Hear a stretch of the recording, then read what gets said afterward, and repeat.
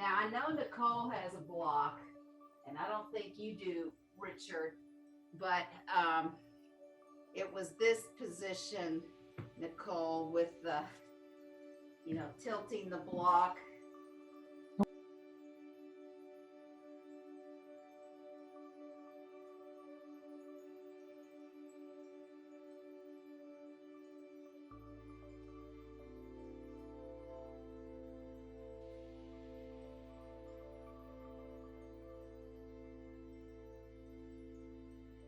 So that's the pose if you've got a block, and I know Nicole does. And I think I showed Nicole once with the chair for your head.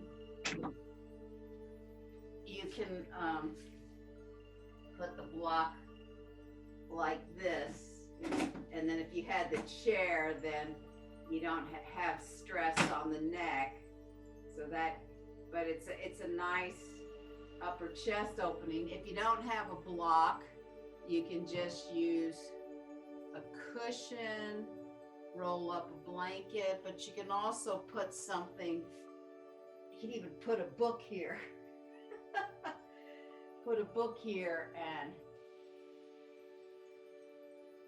whatever way you can find a chest opener. Now, to get a little bit more engagement in the body, you can really work the legs, but also, like, here's a piece of furniture for me, so I'll show the practicality of it. You can go in a pose like this, pressing the feet there so you're engaging the legs, and then that helps to engage the core, so that when you do the back bend, you're just not all floppy everywhere else. Yeah, so, and just depending on your neck. But if you have two blocks, that's a nice way to do it. So that's the option for the pose. What I like about it is it really gets underneath the shoulder blade into the thoracic spine, getting a chest lift. I remember, I think I first came across using the wooden blocks like that and putting them right there when I was first in New Zealand in the early 2000s with my Inger teacher, and she, had these wonderful blocks, and it feels good. I know some people want the softness, but those foam blocks aren't as stable, and these are those really wonderful cork blocks. So I really like the cork blocks personally, because they've got the stability of the wooden blocks, but they also have a little bit more softness than the wooden blocks. So anyway, that's just a preference, and I always suggest people have multiple blocks if you can, because they're always useful for different poses. And when we used to do this live in class, we would use different blocks for different things.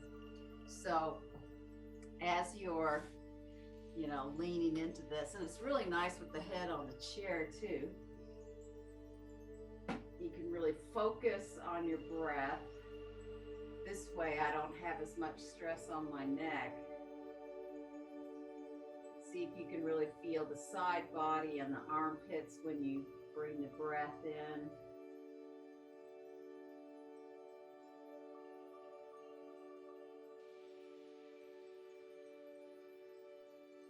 And as you go into this, just letting go of anything around thinking about how your day has been or what your day is going to be.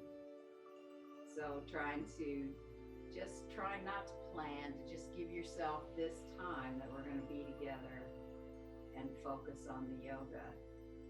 Now, if you're doing something with blocks, a nice thing to do is also bring the arms overhead. You can get a bit of a stretch in the arms. And if you have the block under your head, you can also bend the arms down with the elbows up to the ceiling. So that's another option if you have those things with you. If not, You can just bring the arms overhead, or you can actually hold the elbows, and that'll give you a real opening through the arms and the armpits. And so because we tend to do a lot of this rolling over, we're trying to counteract that sometimes, and that one's a nice way to hold your arms in that pose. So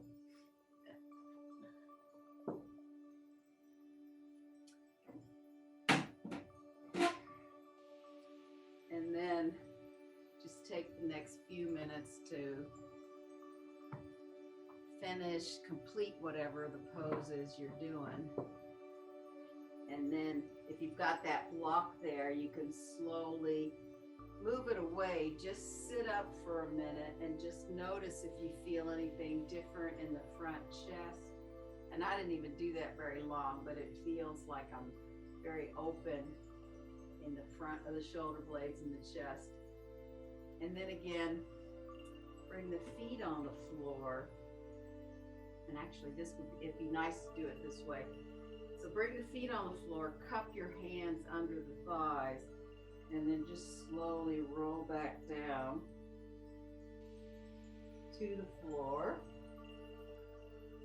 And then just slide the feet in so that the knees are up to the ceiling. You're bending into the thigh sockets. And then inhale the knees to the chest, extend through the heels up to the ceiling. Inhale the knees, feet on the floor.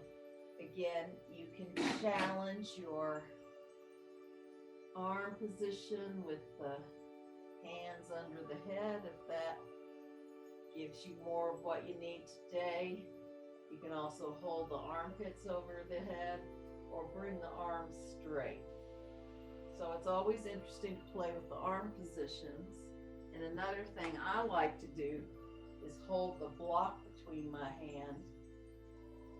And that really engages my arms and gives me a little weight, actually, especially if I hover it from the ground. And that's gives me a little bit more work in that area.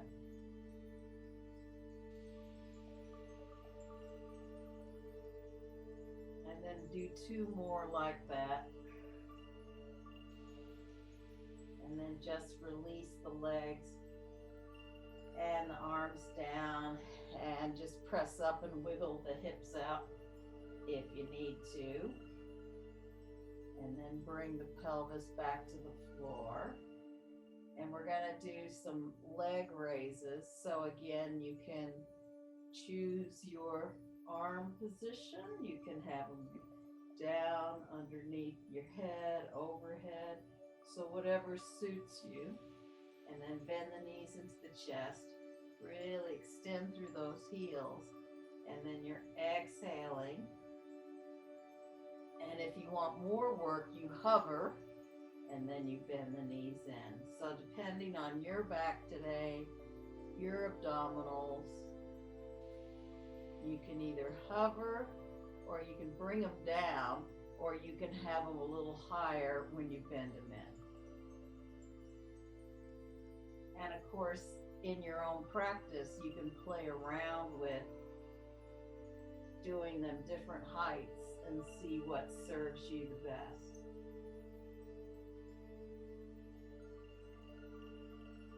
Breathing through your nose.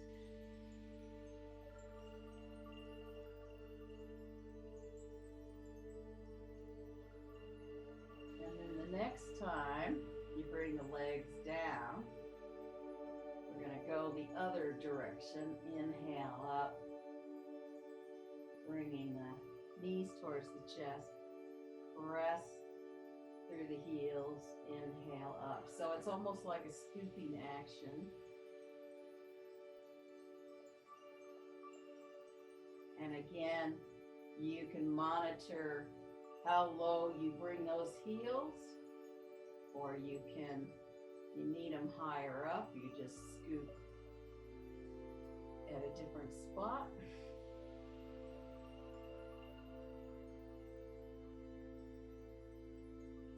And then do 2 more this way.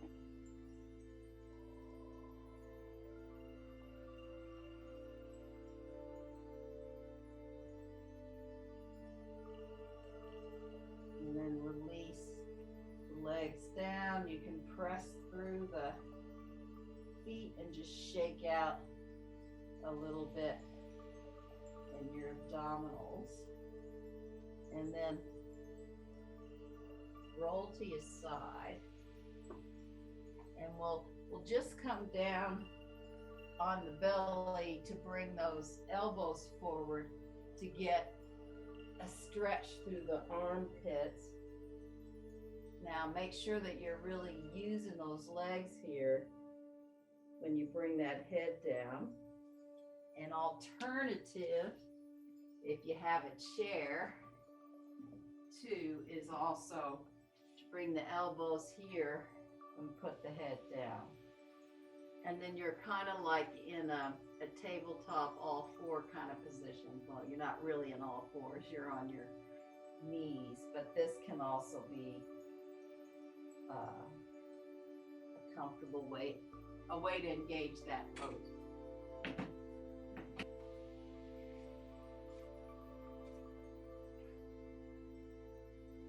And another way to get into it is to really walk the elbows forward so you can get more of a stretch, bringing the head down. The legs are working. And then release those arms.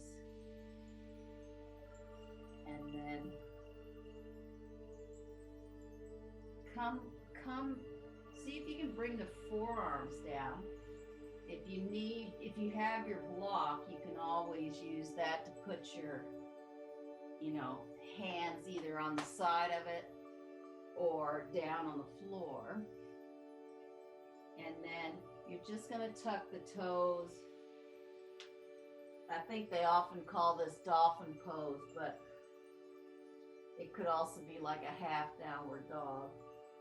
And just shake out the head here. Again, trying to get more stretch through the armpits, through the shoulders.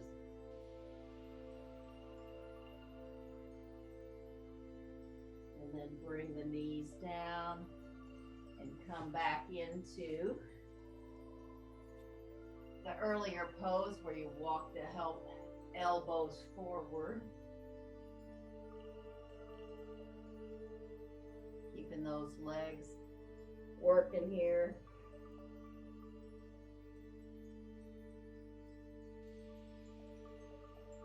And then come back up with either the hands on the block or forearms on the floor, palms down, and then you tuck the toes and come up. Now, one of the places I used to practice, the Shivananda Center, they used to do a little bit of, this was kind of working towards headstand. And so they would often sort of come forward and come up just to build a little more strength. And if that feels good, you can do that. If not, you can just stay here and try to walk the feet up and really work the legs here. And then bend the knees down again. So start bringing the heart rate up a little bit. And then walk those elbows forward. And another little stretch there.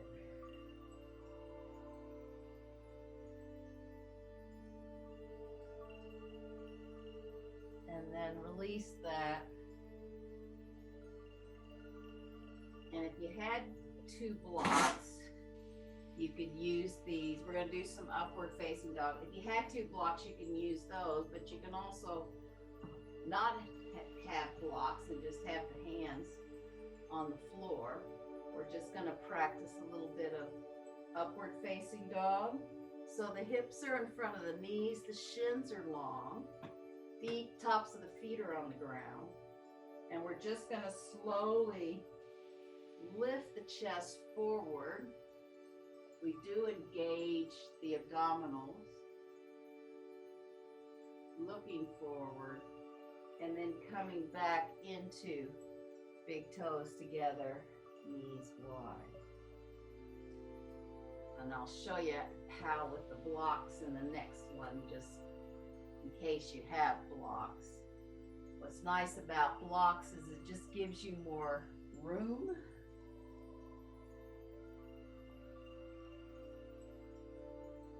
And then again, inhale, bring that pelvis in front of the knees. If you've got the blocks, you really press the hands into the blocks, lift the chest forward. Lift the abdominals up. And then you come back into big toes together, knees wide. And here I can really press my hands into the block and find that length through those sit bones. And again, I can get a pretty good stretch through my shoulders this way, keeping my ears parallel with my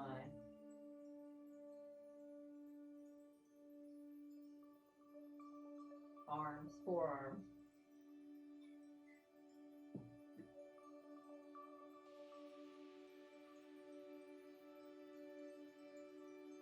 And then we'll come into upward facing dog by tucking the toes under, and we'll start using the legs here. So when you tuck the toes under, the legs are long, and you lift the chest up. And then come back into downward facing. And we'll do a little vinyasa cycle. Inhale to plank. Exhale there. Inhale to upward facing. And then exhale to downward facing.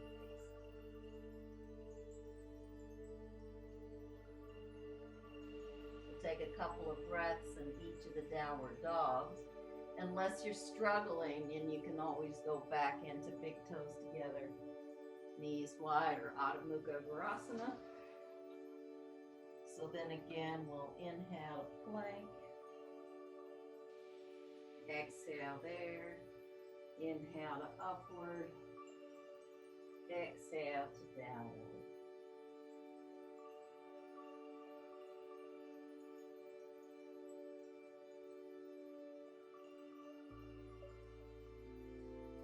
One more like this. Inhale to plank. Exhale there.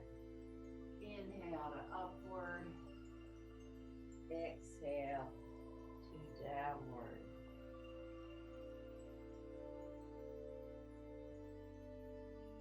And then bring the knees down and everybody go into big toes together.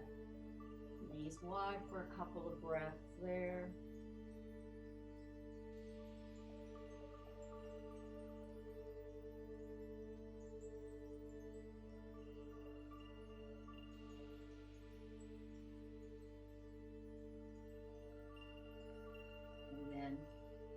Up into all fours, and we'll tuck the toes under and go into a downward facing dog. And then we're going to bend that right knee forward, and you can take your time with this if you really want a little bit of abdominal work. If you need to use your hand to bring it between your hands, you can. So that's another way, is you just use that hand to walk it forward. This is also where the blocks come in handy, where you can bring it between your hands quite easily. And then really press through that back heel so you're engaging that leg. So I've got the right foot forward. If you did a different foot, that's all right. And then bring the hands up to the thigh. Really find the abdominals here. And then if you want to bring the arms up, you can, or you can just keep them down here or on your hips. And then to come down, bring the hands down, and then bring that leg back, and you come into a downward facing dog. And then we'll bend the left leg through. And again, if you want to hold it a few breaths here, you get a little more abdominal work. And if you need to, take your hands and bring it through. You've got that help. And really lengthen, so you can see my knee drop there. What happens when I really press through that heel? Can you see that my back thigh gets more engaged? And then bringing the hands up on the thigh. So I'm really getting into the stability of this pose. Virabhadrasana 1. And then if you want to bring the arms up, you can. Or you can keep them on your hips or on that thigh. And then bring the hands down. And bring that foot back to downward dog. And if you feel like doing that half vinyasa, you can inhale to plank, exhale there, inhale to upward, exhale to downward. Or you can just go into big toes together, knees wide for a couple of breaths. So it depends on where you find that resting pose. You don't want to take too much weight into your shoulders.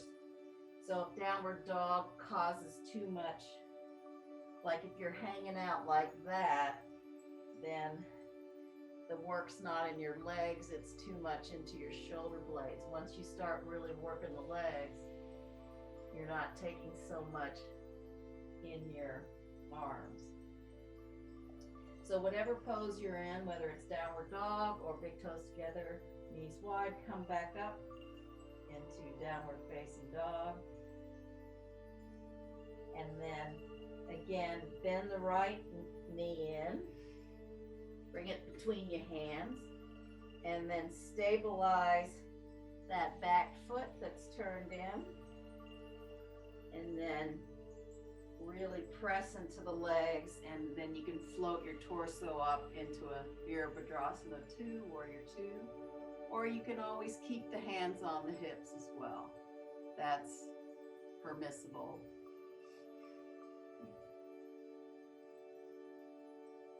But what's nice in this pose to come out of it is to windmill the back arm, and then you've got both hands down. You pivot that left foot in, you bring the right leg back into downward dog, and then either big toes together, knees wide, or you can do the half vinyasa. So you inhale to plank, exhale there, inhale to upward, exhale downward, and a couple of breaths there if you can rest in downward dog.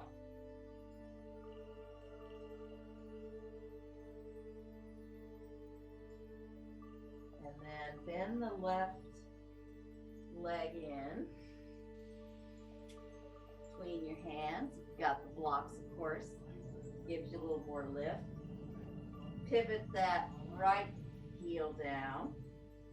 My back's going to be to you this time. And then find that stability. You can just come up on those fingertips and see if you can find that balance between the feet as I'll fall over. And then slowly lift the upper body up. Come into Virabhadrasana 2 pose.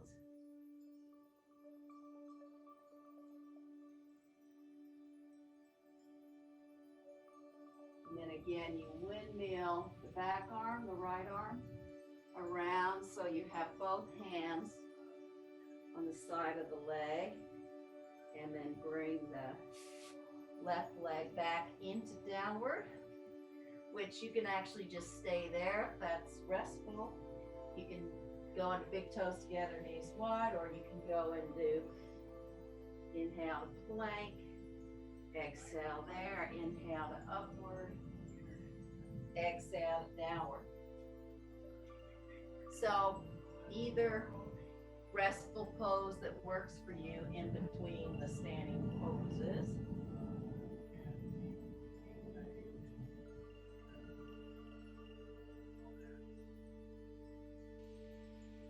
And then bending that right knee, coming between the hands, pivoting that left leg down. And this time you just put the right forearm on the thigh and we're just rolling up the top shoulder into Parsvakonasana, side angle lateral pose. So of course you can stay here, or you can inhale the arm up and over.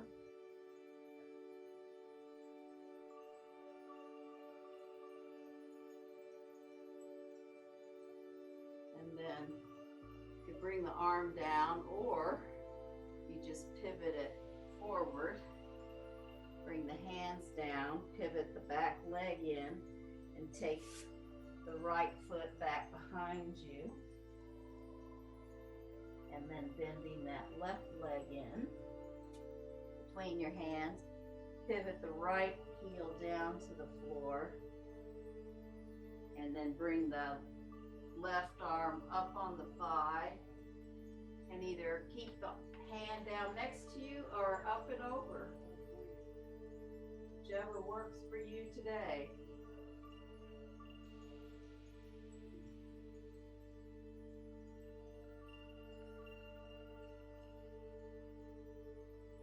And then slowly bring the arms down, bring the pivot on the back leg, bring the left leg back into downward, and either stay here, big toes together, knees wide, or inhale to plank, exhale there, inhale to upward, exhale to downward.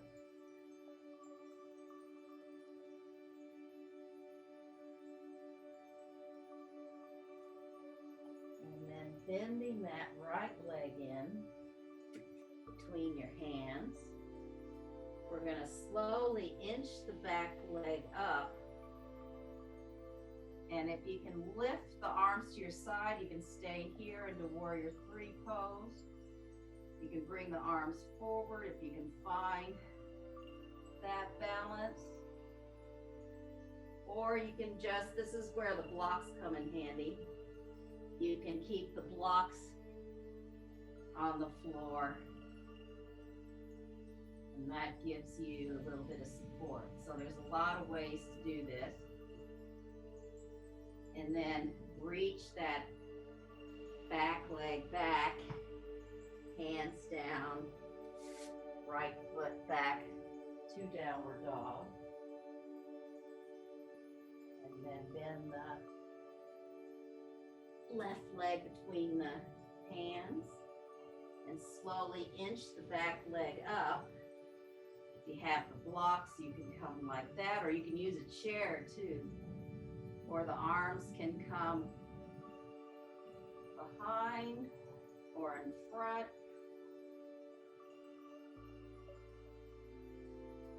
And then bringing the hands down,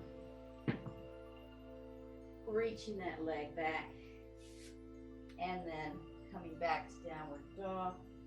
Inhale to plank, exhale there. Inhale to upward, exhale to downward. And then we'll all go down into big toes together, knees wide for a couple of breaths. Stay in big toes together, knees wide. I'm just going to move things a little bit forward. We're going to have a little bit of play with bridge pose. So I don't know what you have to your availability, but you can have a chair, You can have a block, you can have a belt, you know, whatever you've got with you. So there's a couple of different things you can start with. If you have the block to put under your pelvis, you can come into supported bridge for a while. And if you have a chair, what's nice about the chair, which I like, is the feet and then coming up to bridge, holding on to the legs and then coming up this way. So that's a really nice one onto the shoulders. So that's two options, depending on what you have at home. You might have a stool. A stool could be fun too. If you had a belt, you can wrap it around the outer part of your ankles and then bring it to the inner part and then hold on to that and really lift up. So if you happen to, you know, so there's a few options, but I'm gonna start just with the block. And in my experiences with lots of Iyengar teachers, we did it the long way, but then sometimes people would put it the other way under the sacrum tailbone. So I like it the width way. And then sometimes I need to walk my feet back in and hold on to the mat, or I guess you can, well, no, you can't really hold on to the block. So by having the supported bridge pose, it's an opportunity to really open the front thigh sockets here, lifting the pelvis up. But at the same time, you're getting the chin, chest to the chin, so you're getting that massaging into the thyroid gland. So then it becomes more like shoulder stand, which is quite nice.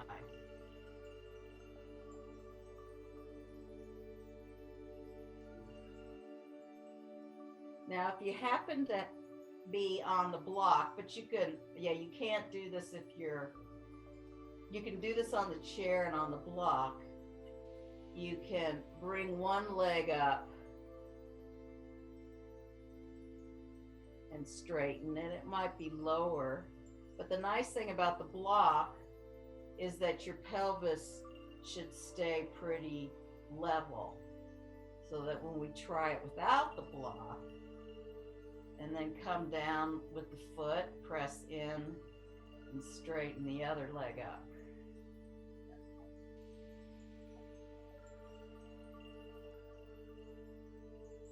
And then bend that leg, and then you can press up and just roll down the spine, and just have a few breaths here while we transition into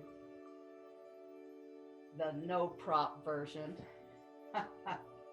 But you can still keep using the props if you really need that support. So now one of the easier ways is to hold the edges of the mat when you do this, is press the heels and slowly roll up, and see if you can really press the heels and really get that lift in the front of the pelvis. And then slowly roll it down. And then on the next one, we're going to try to play with the leg straightening. So I see the sun starting to come in on my face now. So for the next one, we're going to try to do that leg variation. So we won't hold it too long. So press the legs up. You can hold the mat. Step on one foot, bring the other leg up, and bend the leg in. And then step on the other foot and bring the other leg in, up. And then bring that leg in. And then you really press the hips up if you can. And then slowly roll down. Now you could play with that more and, hold it longer. Like you could count the breaths and work your way up to, you can start with 1 or 2 breaths and work your way up to 4 or 5 breaths. But you just want to try to keep that pelvis level. So we'll do one more round of that and see if you can hold it just a little bit longer. So press the legs up, the chest is to the chin. And then see if you can press into the left foot, lift that right leg up. See if you can hold it 2 or 3 breaths.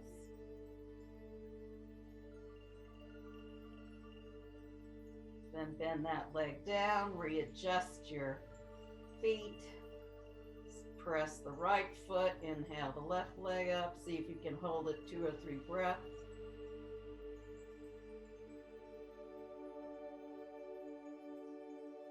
And then bring that leg down and slowly roll down.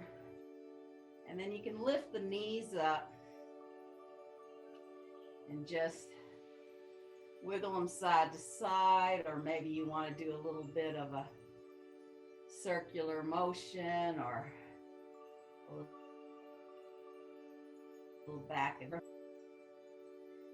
Just releasing anything in that lower back.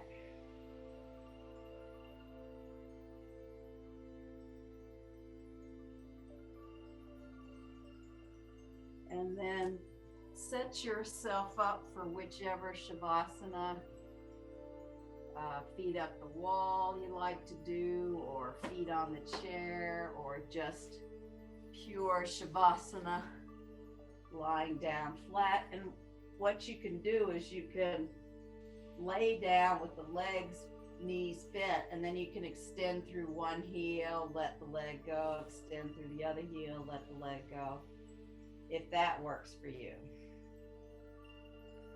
So do whichever version suits you tonight, or this morning, or since we have somebody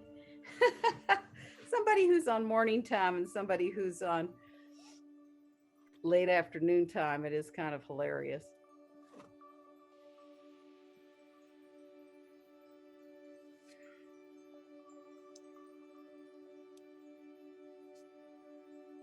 And then just slowly begin to focus on your softening your breath, so that with every exhale, more and more of the back side of your body that's touching the floor begins to spread and soften and meet that mat, the gravity, the earth.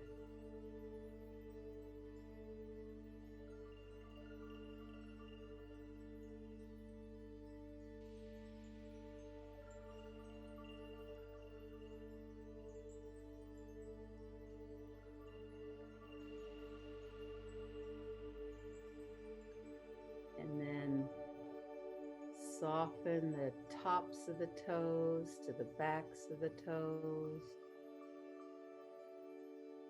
Tops of the feet are softening to the insteps. Tops of the ankles soften to the back of the ankles and the heels. And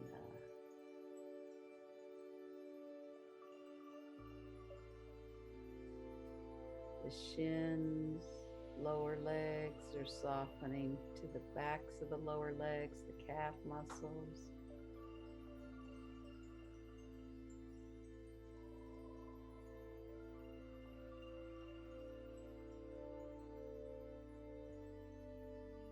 tops of the knee are softening to the backs of the knee. You can even imagine that there's like a soft ball that's just resting under your knees.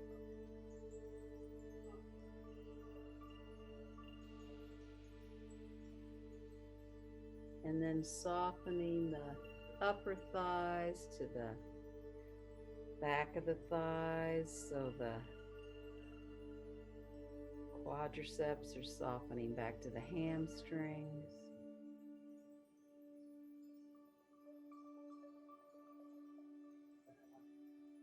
The thigh sockets soften back to the buttocks. Front of the pelvis softens back to the back of the pelvis, the sacrum.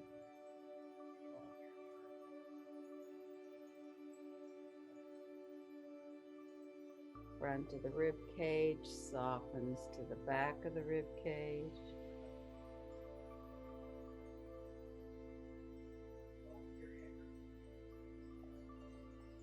Upper chest, sternum area softens back to the shoulder blades and the space between the shoulder blades.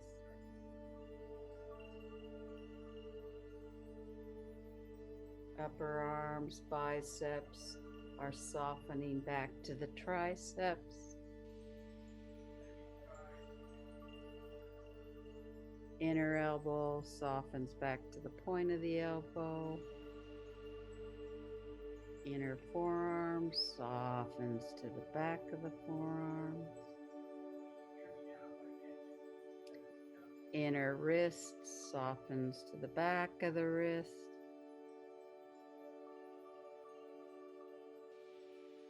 And the palms are softening to the backs of the hands. And the fingers are in that natural curl.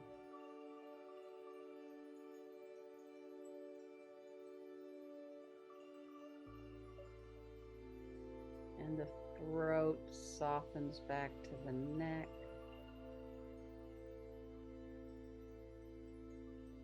And then the face is softening to the ears and the back of the head.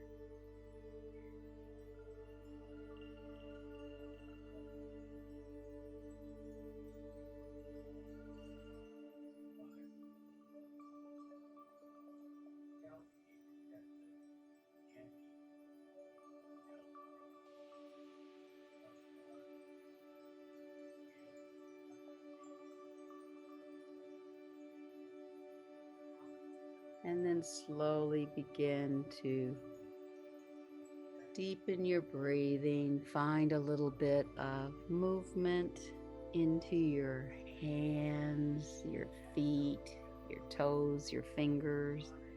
You can do a little bit of wiggling, a little bit of stretching to bring life back into your body. And you can slowly roll to your right side and come up to sitting. And namaste. Thanks for being here.